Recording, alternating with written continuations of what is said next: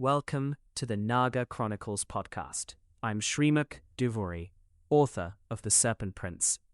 In today's episode, Manasa Devi, the Naga goddess. So far in this series, we've talked about cosmic serpents, sacrificial kings, vengeful warriors, and displaced refugees. But now we're meeting someone different. A Naga who isn't just a character in someone else's story. She's worshipped as a goddess in her own right. Manasa Devi, the serpent goddess, protector from snakebite. One of the most important figures in Bengali Hindu tradition, and one of the most fascinating Nagas in all of mythology. Who is Manasa? Manasa is the daughter of Kashyapa, in some versions, or of Shiva himself, in others. She's Vasuki's sister. She's associated with fertility, prosperity, and above all, protection from serpents. That last part is key. In rural India, especially in Bengal, Assam, and other parts of eastern India, snakebite has been a real, daily danger for thousands of years. Rice paddies, monsoon floods, dense vegetation. These are snake habitats. Living alongside venomous serpents isn't abstract theology. It's life and death. Manasa Devi emerged from that reality. She is the one you pray to, so the snakes leave you alone. She is the one who controls them. Worship her and she protects you. Ignore her and she withdraws her protection. Manasa Mangal Manasa's most famous story comes from the Manasa Mangal Kavya, a Bengali narrative poem tradition dating back to the 13th-15th centuries. The central tale follows Chand Sadagar, a wealthy merchant and devoted worshipper of Shiva who refuses to worship Manasa. Manasa doesn't take this well. She destroys his garden. She sinks his ships. She kills his sons, one by one. Chand still refuses. He's stubborn, proud, and loyal to Shiva above all else.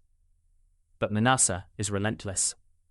The climax comes when Chand's youngest son, Lakhinder, is married to a woman named Behula. On their wedding night, Manasa sends a serpent to bite Lakhinder, and he dies.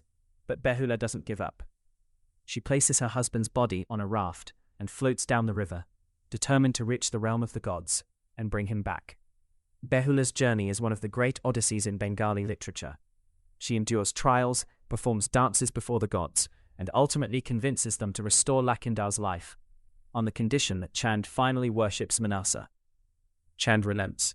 He offers flowers to Manasa with his left hand, a gesture that's technically worship, but also a subtle act of defiance, since the left hand is considered inauspicious. Manasa accepts it anyway. She restores everything she destroyed. The story ends. What makes Manasa complicated? Manasa isn't a straightforward good goddess. She's demanding. She's punitive. She destroys a man's entire life because he won't worship her.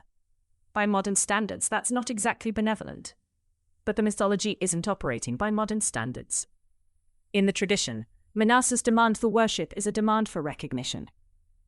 She's a powerful deity who keeps being overlooked by Shiva, who, depending on the version, doesn't fully acknowledge her as his daughter, by society, which favors the established Brahmanical gods, and by Chand, who represents human stubbornness. Her anger is the anger of someone who has power, who provides protection, and who is still treated as lesser. That resonates. Manasa and regional Hinduism. One of the most important things about Manasa Devi is that she shows how Hinduism actually works on the ground. The gods and stories most Westerners know, Vishnu, Shiva, Rama, Krishna, are the pan-Indian Sanskritic tradition. But Hinduism is also deeply regional. In Bengal, Manasa is as important as any Puranic deity. Her festivals, her rituals, her stories are woven into the fabric of daily life. The same is true across eastern India and parts of Southeast Asia. This is significant for understanding Nagas. The Nagas aren't just characters in ancient texts. In many parts of Asia, they are living objects of worship. People make offerings to them. People fear them. People love them. The mythology is alive. Why I included this tradition in my work? When writing The Serpent Prince, I wanted to honor the fact that Naga mythology isn't monolithic. It isn't one story from one text. It's a living, breathing tradition that looks different in Kerala than it does in Bengal, than it does in Nepal, than it does in Bali. Manasa represents the devotional side of Naga tradition. the side where humans and serpents have an active, ongoing relationship based on respect, fear, and reciprocity. That dynamic is part of the world I built in the book. She also represents something I find deeply interesting, a goddess who has to fight for her place in the pantheon. Even the divine aren't immune to being marginalized. Next episode, Ulupi and Arjuna, the love story between a Naga princess and one of the greatest warriors in the Mahabharata. It's a story about what happens when two worlds collide. Thanks for listening to the Naga Chronicles podcast. Follow me on Instagram at Srimukh Duvvuri and check out The Serpent Prince, a YA fantasy based on Hindu mythology.